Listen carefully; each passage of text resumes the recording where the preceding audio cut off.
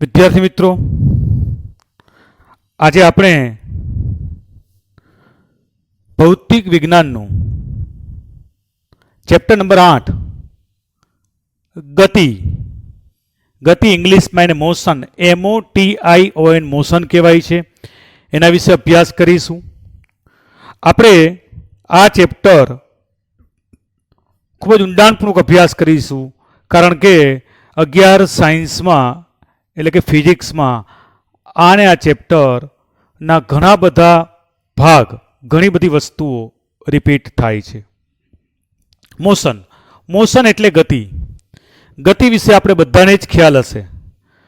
કોઈ ગાડી રનિંગમાં હોય તો આપણે ગતિમાં છે એમ કહેવાય. એનો સાપેક્ષ ખ્યાલ છે, નજર સામે આપણે જોઈ શકીએ છીએ.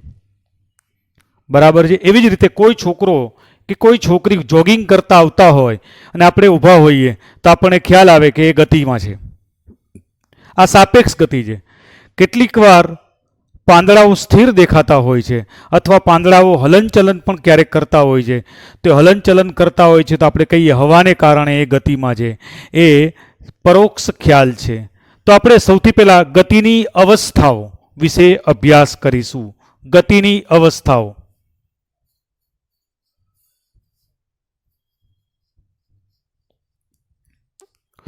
આપણા અભ્યાસક્રમમાં જે ગતિની અવસ્થાઓ આપેલી છે એના વિશે આપણે વાત કરીશું.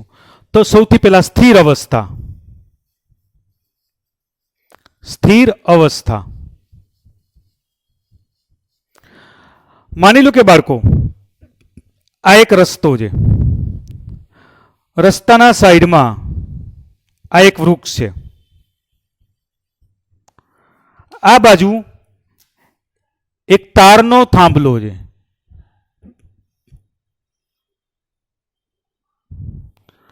અને સાઈડમાં, એ જ રસ્તાના સાઈડમાં બીજી બાજુ કોઈ વ્યક્તિનું ઘર છે. આ અંતર માની લો કે 5 મીટર છે અને આ અંતર માની લો કે 3 મીટર છે. રસ્તાની સાઈડમાં ઝાડ છે.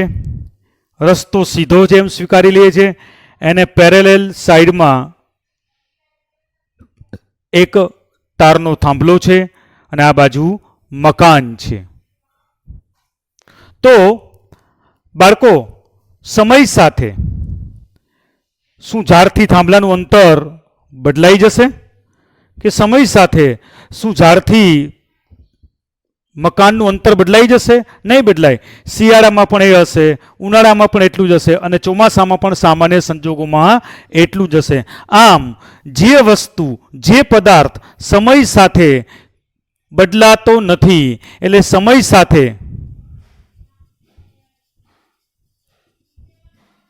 પદાર્થની અવસ્થા ન બદલાય તો તે પદાર્થ સ્થિર સ્થિતિમાં છે, સ્થિર અવસ્થામાં છે તેમ કહેવાય. નોટ કાઢીને લખી નાખો. સ્થિર અવસ્થા. સમય સાથે પદાર્થની અવસ્થા ન બદલાય તો તે પદાર્થ સ્થિર અવસ્થામાં છે તેમ કહેવાય. લખી નાખો.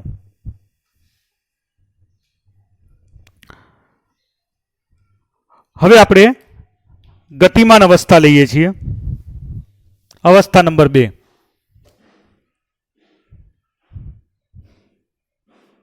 ગતિમાન અવસ્થા.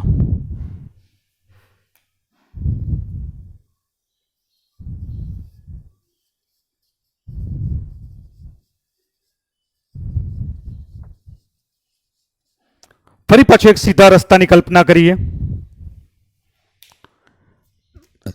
અહીંયા એક વીજ પોલ છે, તારનો થાંભલો છે. આ બાજુ એક ગાડી છે.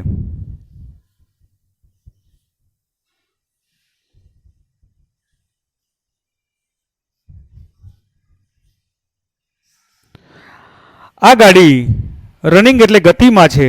અત્યારે માની લો કે 100 મીટર અંતર છે. ગાડી થાંભલા તરફ આવી રહી છે. જેમ જેમ સમય જશે એટલે સમય વધતો જશે તેમ તેમ એનું અંતર ઘટતું જશે. આથી આપણે શું કહેવાય કે કાર ગતિમાં છે એમ કહેવાય. તો સમય સાથે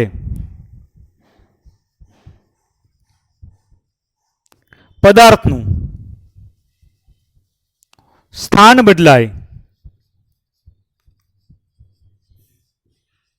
તો તે પદાર્થ ગતિમાં છે તેમ કહેવાય. એટલે સમય સાથે કોઈ પણ પદાર્થનું સ્થાન બદલાય તો તે પદાર્થ ગતિમાં છે તેમ કહેવાય. બીજી નોંધ પણ લખી નાખો.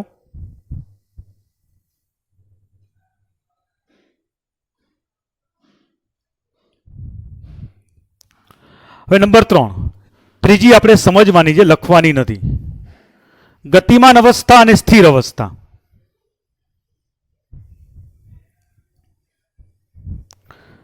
ગતિમાન અવસ્થા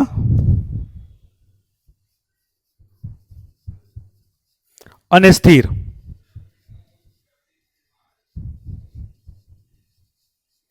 ગતિમાન અવસ્થા અને સ્થિર અવસ્થા. જો વિદ્યાર્થી મિત્રો, આ એક રસ્તો છે, આ એક ઝાડ છે સાઈડમાં, એક મોટી બસ છે.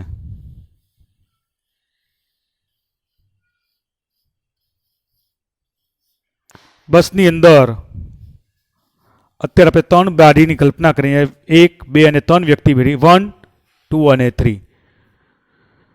બસની અંદર ઘણી બધી સીટો, જેમાં 3 સીટો આગળ, પહેલી બારી આગળ નંબર 1, નંબર 2, બીજી બારી આગળ નંબર 2 અને ત્રીજી બારી આગળ નંબર 3 વ્યક્તિ બેઠી છે.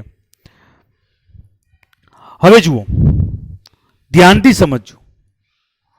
બસમાં બેઠેલી વ્યક્તિ જેમ જેમ સમય પસાર થતો જશે એમ બસ ગતિમાં હોવાથી ઝાડ વચ્ચેનું અંતર એ લોકોને ઘટતું જશે અને એક સમયે ઝાડ પાસેથી પાસ થઈ જશે અને ધીરે ધીરે ઝાડથી દૂર જઈ અને છેલ્લે ઝાડ દેખાતું પણ બંધ થઈ જશે. ટૂંકમાં બસમાં બેઠેલી વ્યક્તિ ગતિમાં છે. કોની સાપેક્ષે? ઝાડની સાપેક્ષે ગતિમાં છે તેમ કહેવાય. બરાબર. ઝાડ આગળ કોઈ વ્યક્તિ ઊભી હોય તો એ વ્યક્તિ છે એને બસમાં બેઠેલી વ્યક્તિ છે એટલે બસ છે ગતિમાં છે તેમ કહેવાય.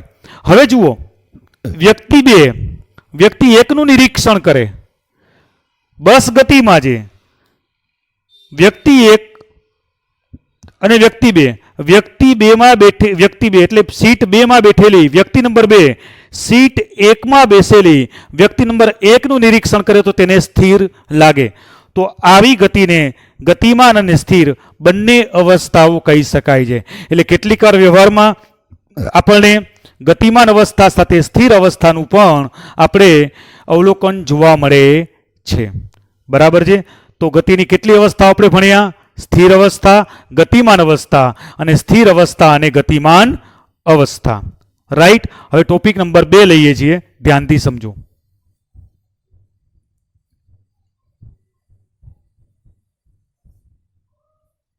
ગતિનું વર્ણન.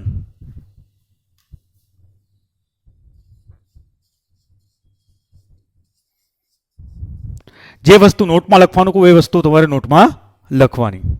ગતિનું વર્ણન. તો જુઓ, ગતિનું વર્ણનમાં પહેલા આપણે લઈએ છીએ સંદર્ભ બિંદુ.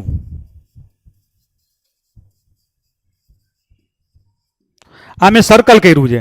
માની લ્યો કે આ વાણિયાવાડ સર્કલ છે. એ નંબરની વ્યક્તિ છે એનું ઘર વાણિયાવાડ સર્કલથી 5 મીટર દૂર છે, 5 કિલોમીટર સોરી. બી નંબરની વ્યક્તિ છે એનું વાણિયાવાડ સર્કલથી 3 કિલોમીટર ઘર દૂર છે. સી નંબરની વ્યક્તિ છે એનું વાણિયાવાડ સર્કલથી માની લો કે 2 કિલોમીટર અંતર છે અને ડી નામની વ્યક્તિ છે એનું વાણિયાવાડ સર્કલથી 0.5 કિલોમીટર અંતર છે. ચારેય વ્યક્તિઓ વાણિયાવાડ વગર ભેગા થયા છે અને પછી તારું ઘર અહીંયાથી કેટલું દૂર? તો એ નામની વ્યક્તિ કે 5 કિલોમીટર, બી નામની વ્યક્તિ કે 2 કિલોમીટર, સી નું 3 કિલોમીટર અને ડી કે 5 કિલોમીટર. તો આ બધાના કેન્દ્ર સ્થાને શું છે? વાણિયાવાડ સર્કલ. બરાબર છે. વાણિયાવાડ સર્કલથી પોતાનું અંતર, પોતાના ઘરનું અંતર કેટલું દૂર છે એ લોકો સરળતાથી કહી શકે છે. તો આમ કોઈ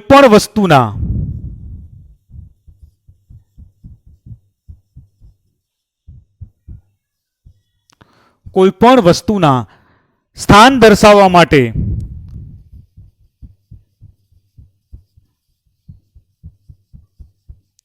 માટે જરૂર પડતા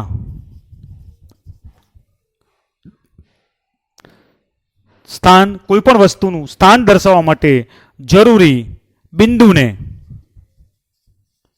સંદર્ભ બિંદુ કૌંસમાં ઉગમ બિંદુ કહેવાય છે.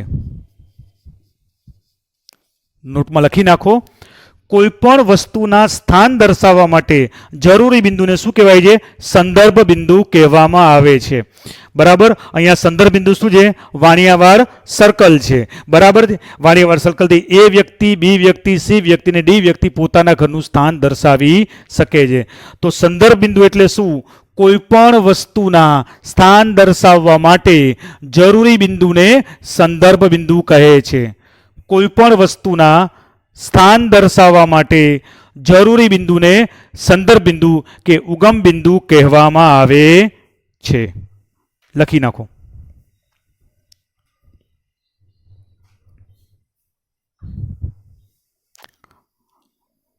હવે આપણે બીજા શબ્દો સમજીએ છીએ. અંતર અને સ્થાનાંતર.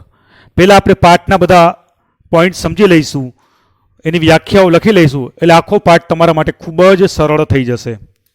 અંતર અને સ્થાનાંતર. આપણે એક નાનકડું એવી પ્રવૃત્તિ દ્વારા સમજીએ. માની લો કે આ એક ગાર્ડન છે. ગાર્ડનની અંદર આવી રીતે ઉપર નીચે પગથિયા છે.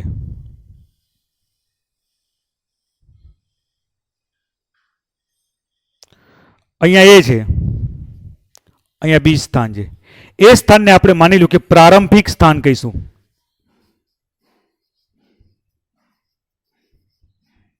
બી સ્થાનને આપણે કહીશું અંતિમ સ્થાન.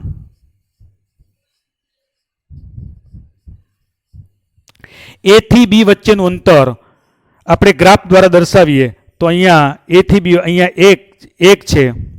એ થી બી વચ્ચેનું અંતર 5 મીટર છે. આપણે આને 0 કહીએ તો અહીંયા કેટલા આવે? 5 આવે. માની લો કે પેલું પગથિયું 2 મીટરનું છે, એની લંબાઈ 1 છે. બીજું પગથિયું 3 મીટરનું છે, એની લંબાઈ 1 છે.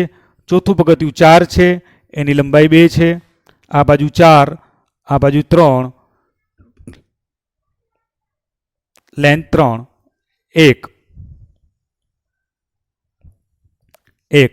અને 2. ફરીથી સમજો.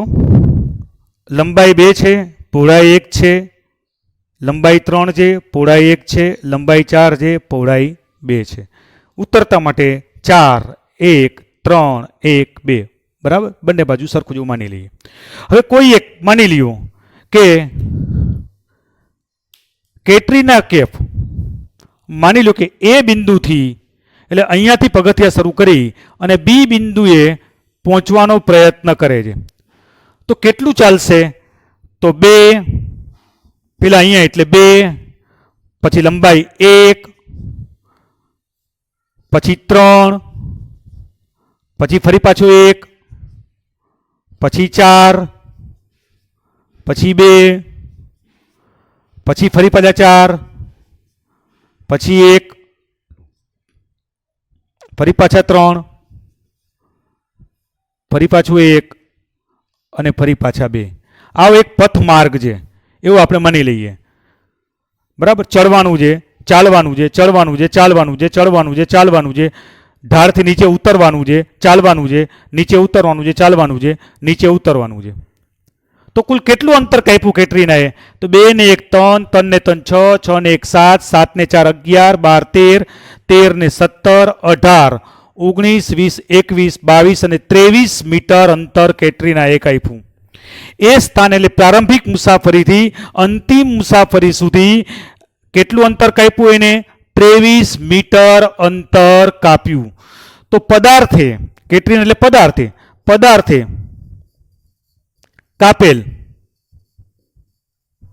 પદાર્થે કાપેલ કુલ પથ લંબાઈને પદાર્થનું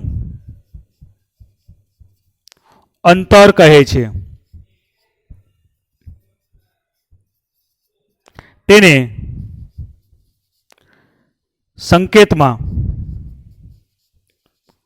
એટલે કે રાશિને તેના એકમને સેન્ટીમીટર, મીટર કે કિલોમીટર વડે દર્શાવાય છે. તો અંતરની વ્યાખ્યા લખી નાખો. પદાર્થે કાપેલ કુલ પથ લંબાઈને પદાર્થનું અંતર કહે છે.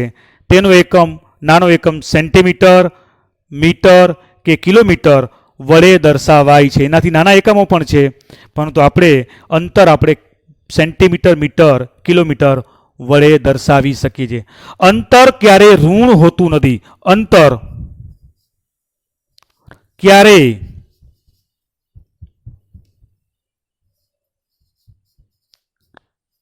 ઋણ હોતું નથી. અંતર કોઈ દિવસ ઋણ થાય નહીં. તમે એમ કહો -5 કિલોમીટર ચાલ્યો, ક્યારેય બને નહીં. અંતર શૂન્ય હોઈ શકે, બરાબર છે. એને સ્થાને તમે ઉભા રહી તો શૂન્ય અંતર કહેવાય, પણ અંતર ક્યારે ઋણ હોતું નથી. તો પદાર્થે કાપેલ કુલ પથ લંબાઈને પદાર્થનું અંતર કહેવામાં આવે છે.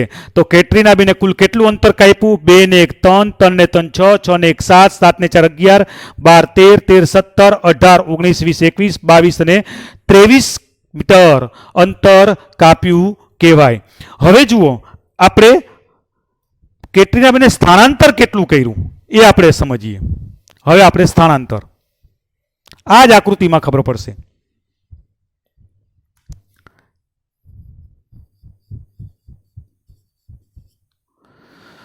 તો પેલા કયા બિંદુ ઉપર? 0 ઉપર હતા, અને પછી કેટલા ઉપર આવ્યા? 5 ઉપર. તો કેટરીનાએ સ્થાનાંતર કેટલું કર્યું કહેવાય? તો અંતિમ સ્થાન કેટલું છે? 5 મીટર. પ્રારંભિક સ્થાન કેટલું છે? 0. તો પદાર્થે એટલે સ્થાનાંતર બરાબર અંતિમ સ્થાન માઇનસ પ્રારંભિક સ્થાન બરાબર સ્થાનાંતર. એટલે કે પદાર્થના અંતિમ સ્થાનની સ્થિતિમાંથી પદાર્થના પ્રારંભિક સ્થાનની સ્થિતિ બાદ કરતા મળતા અંતરને પદાર્થનું સ્થાનાંતર કહેવાય છે. એટલે અંતિમ સ્થાન માઇનસ પ્રારંભિક સ્થાન બરાબર સ્થાનાંતર કહેવાય છે. તેનો એકમ પણ સેન્ટીમીટર, મીટર અને કિલોમીટર છે. તો લખી નાખો, પદાર્થના અંતિમ સ્થાન માઇનસ પ્રારંભિક સ્થાન બરાબર સ્થાનાંતર છે. તેનો એકમ સેન્ટીમીટર, મીટર અને કિલોમીટર છે. સ્થાનાંતર યાદ રાખજો, ઋણ પણ હોઈ શકે, શૂન્ય પણ હોઈ શકે અને ધન પણ હોઈ શકે. સ્થાનાંતર ઋણ પણ બની શકે, શૂન્ય પણ બની શકે અને ધન પણ બની શકે, પણ અંતર ક્યારે ઋણ ન હોય, શૂન્ય હોય અથવા ધન જ હોય. ખબર પડી ગઈ? ચાલો,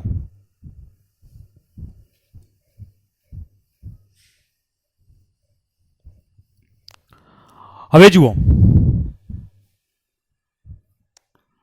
અંતર અને સ્થાનાંતર. હવે જુઓ, એની કાચી આકૃતિ આપણે ફરી પાછીની યાદ કરી છે, A અને B. તો આપણે જોઈએ છીએ કે પદાર્થને A થી B તરફ જવા માટે એની પથ લંબાઈ હતી. શું હતી? પથ લંબાઈ. જ્યારે અહીંયા પદાર્થનું પ્રારંભિક સ્થાન અને અંતિમ સ્થાનની બાદબાકી હતી. તો અંતર દર્શાવવા માટે દિશાની જ જરૂર પડે છે, જ્યારે સ્થાનાંતર દર્શાવવા માટે દિશા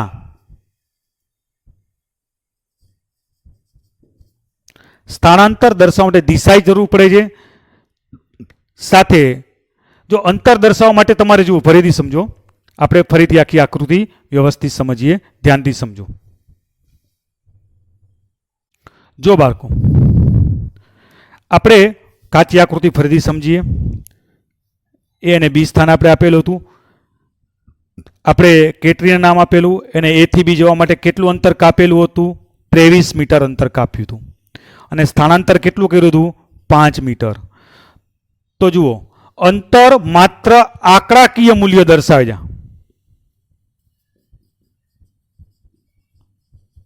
જ્યારે સ્થાનાંતરમાં આંકડાકીય મૂલ્ય ઉપરાંત દિશાની પણ જરૂર પડે.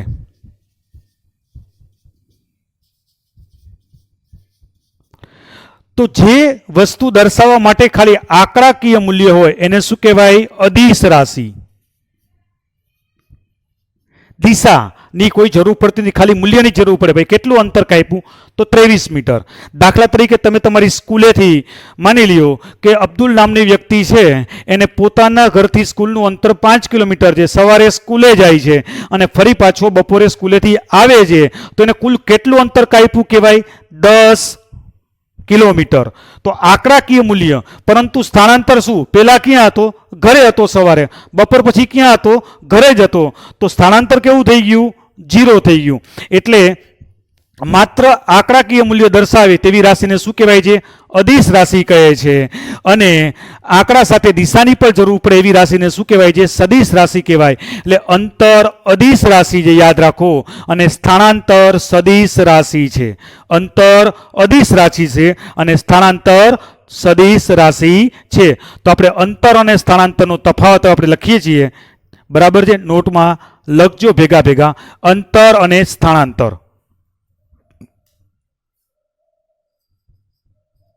અંતર અને, તો જુઓ, પદાર્થે કાપેલ કુલ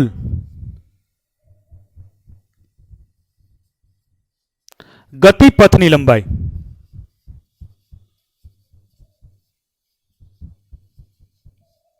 એને શું કહેવાય? અંતર કહેવાય.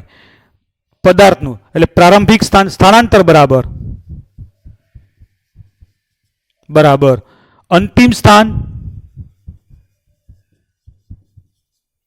માઇનસ પ્રારંભિક સ્થાન.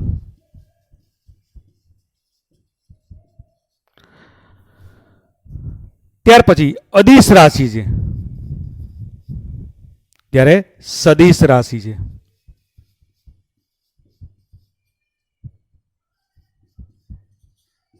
હંમેશા ધન હોય છે. ધન કે શૂન્ય. ધને હોય, ઋણે હોય અને શૂન્ય પણ હોય છે. લખી નાખો.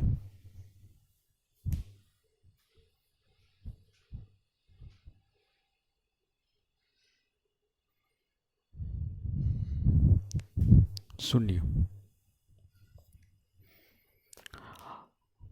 હવે બાળકો, આપણે સંદર્ભ બિંદુ સમજ્યા, અંતર સમજ્યા, સ્થાનાંતર સમજ્યા. હવે ગતિના પ્રકારો આપણે જોઈએ, જે આપણે અહીંયા ભણવાના છે. એમાં આપણે અહીંયા તો બે જ ભણવાના છે. ગતિના પ્રકારો.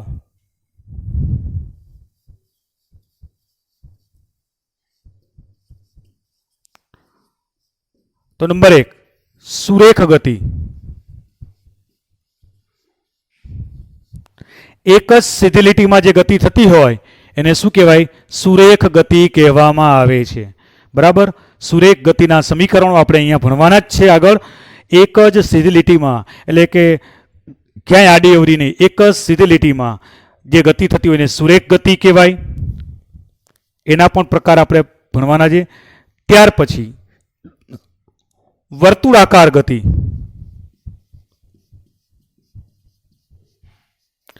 વર્તુળાકાર ગતિ એટલે કે જો આ એ બી અને સી જે એથી કોઈ મુસાફરી પદાર્થ કરે અને આ રીતે ગતિ જેને વર્તુળાકાર ગતિ કહેવાય. વર્તુળાકાર ગતિ પણ હોય છે.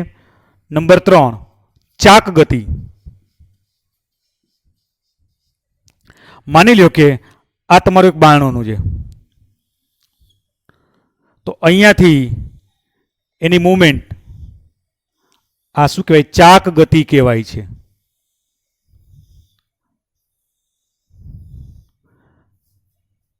નંબર 4 કંપન ગતિ. કંપન ગતિ એટલે આ રીતે કંપન થતા હોય કંપન ગતિ. પછી સરળ આવર્ત ગતિ, ઘણી બધી ગતિઓ છે, પણ આપણે મુખ્યત્વે ગતિના પ્રકાર આપણી ચોપડીમાં કેટલા આપેલા છે? ગતિના પ્રકાર એક સુરેખ ગતિ, વર્તુળાકાર ગતિ, ચાક ગતિ અને કંપન ગતિ. બરાબર, આ ગતિના પ્રકારો છે. તો આપણે શું ભણ્યા?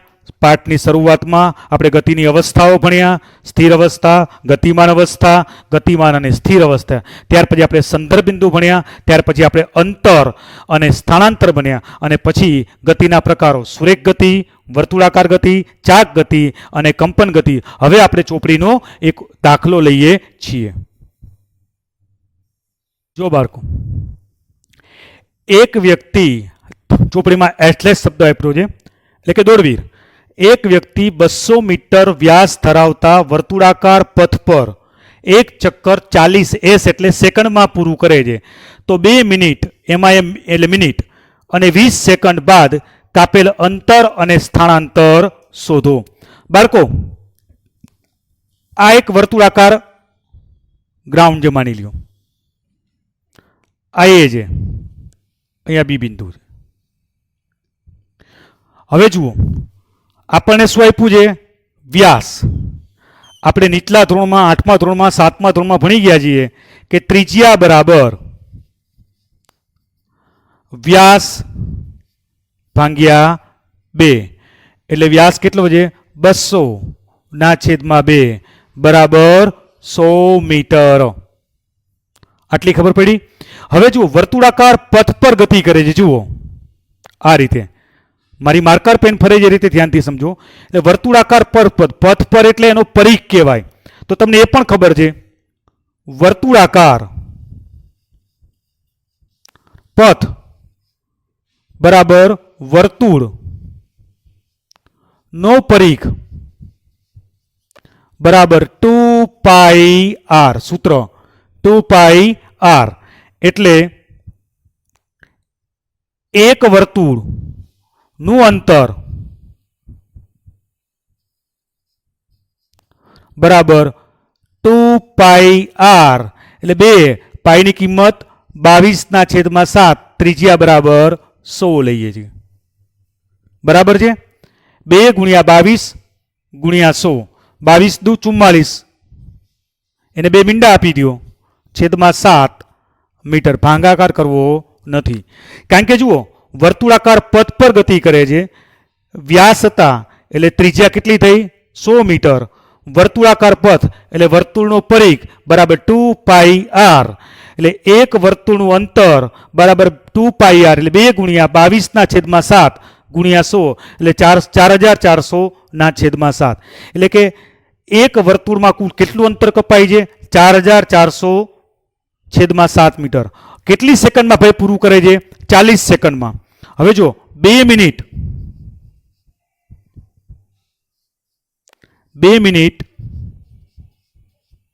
20 સેકન્ડ એટલે બાળકો 1 મિનિટની કેટલી સેકન્ડ થાય? 60. એટલે 60 + 60 + 20 બરાબર કેટલી થઈ? 140 સેકન્ડ. હવે આપણે ખબર જ છે કે 40 સેકન્ડમાં કેટલું અંતર કાપે છે? એક વર્તુળ પૂરું કરે છે. એટલે કેટલું અંતર કહેવાય? 4400/7 મીટર. તો ભાઈ કેટલી 140 સેકન્ડ સુધી દોડે છે. તો આની સાથે ગુણાકાર એટલે શું આવશે? અહીંયા 4407 ગુણ્યા 140. આ 7 ઉપર જો, 7 દુ 14.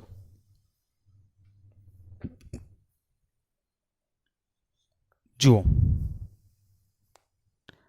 વર્તુળનો પરિઘ બરાબર 2πr એટલે 2 ગુણ્યા 22/7 ગુણ્યા 100 બરાબર છે. 140 સેકન્ડની અંદર બરાબર. તો જુઓ 7 એટલે 44 4400/7. હવે બાળકો આપણે 40 સેકન્ડમાં 4400/7 મીટર અંતર કાપે તો 140 સેકન્ડમાં કાપેલું અંતર તો 140 ગુણ્યા 4407/40. મીંડું મીંડું ઉડી ગયું. 11 એટલે 110 એટલે કેટલા આવ્યા?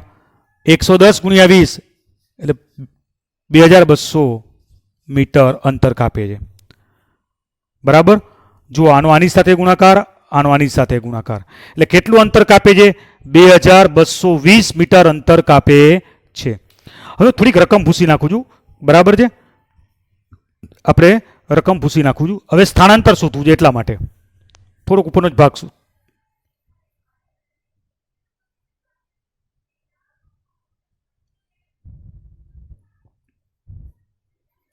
હવે જુઓ, ધ્યાનથી સમજીએ. કેટલી મિનિટ? 2 મિનિટ અને 20 સેકન્ડ સુધી દોડે છે. કેટલું અંતર કાપે છે? 2200 મીટર અંતર કાપે છે. તો જુઓ, હવે એનું સ્થાનાંતર ક્યાં પહોંચ્યું છે? વર્તુળાકાર ગતિ ઉપર જ કરે છે. એટલે જુઓ 2200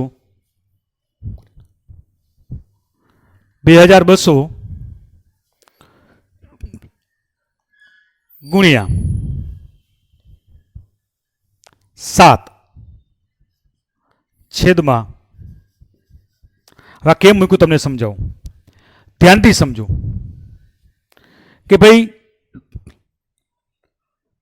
ધ્યાનથી સમજીએ કે 4400/7 મીટર અંતર કાપે ત્યારે એક ચક્કર પૂરું થાય તો 2201 કેટલા? એટલે જો આનો આની સાથે ગુણાકાર આવ્યો, આનો આની સાથે, નીચેવાળા ઉપર જાય, મીંડું મીંડું ઉડી ગયું. 22 દુ 44 એટલે કેટલા આવ્યા? 7/2 બરાબર 3.5 ચક્કર. એટલે 3 આખા અને 1 અડધું. 3 આખા અને 1 અડધું. વિચાર કરજો. જો એક ચક્કર એટલે એ સ્થાન, બીજું ચક્કર ફરી એ સ્થાન, ત્રીજું ચક્કર એટલે 3 આખા થઈ ગયા અને 0.5 એટલે અડધું. એટલે કેટલું અંતર કાપ્યું છે? આ કેટલું કહેવાય? A થી B સુધીનું. એને વર્તુળનો વ્યાસ કહેવાય. એટલે A થી B સુધી એટલે કે 200 મીટર સ્થાનાંતર. દાખલો ફરીથી સમજી લઈએ. જુઓ, વ્યક્તિ છે એ 200 મીટર વ્યાસવાળા એક ચક્ર ઉપર એટલે વર્તુળાકાર મેદાનમાં દોડે છે. એટલે ત્રિજ્યા બરાબર વ્યાસ ભાગ્યા 2, 200 ભાગ્યા 2 એટલે 100 મીટર. આટલું ક્લિયર થઈ ગયું. હવે વર્તુળાકાર પથ બરાબર વર્તુળનો પરિઘ કહેવાય એટલે 2πr. તો એક વર્તુળનું અંતર બરાબર 2πr એટલે 2 ગુણ્યા 22/7 ગુણ્યા 100 એટલે 4400/7. હવે 2 મિનિટ અને 20 સેકન્ડ એટલે 60 + 60 + 20 એટલે 140 સેકન્ડ. બરાબર છે. હવે 40 સેકન્ડમાં એક ચક્કર પૂરું કરે એટલે કે 4400/7 મીટર અંતર પૂરું કરે તો 140 સેકન્ડમાં એટલે 4400 ગુણ્યા 140 7 ગુણ્યા 40 છેદ ઉડાડ્યા તો 2200 મીટર. હવે આ વસ્તુ ધ્યાનથી સમજીએ કે જુઓ, પેલા લખવાનું પછી આ. એટલે શું છે કે ભાઈ એને એક ચક્કર એટલે કે 4400/7 મીટર અંતર કાપે તેનું એક ચક્કર પૂરું થાય તો 2200 એ કેટલા એટલે 2200 × 7/4400 એટલે 7/3.5 ચક્કર 3.5 એટલે 3 આખા અને એક અડધું એટલે એ થી બી સુધીનું અંતર એટલે વર્તુળનો શું કહેવાય વ્યાસ કહેવાય પ્રારંભિક સ્થાનથી અંતિમ સ્થાનમાંથી પ્રારંભિક બાદ કરો એટલે શું થાય વર્તુળનો વ્યાસ કેટલો આપ્યો હતો 200 મીટર એટલે એને સ્થળાંતર કેટલું કર્યું હશે 200 મીટર કર્યું હશે તો અંતર અને સ્થળાંતર તમને સમજાઈ ગયું આ દાખલો પણ શાંતિથી ગણી નાખો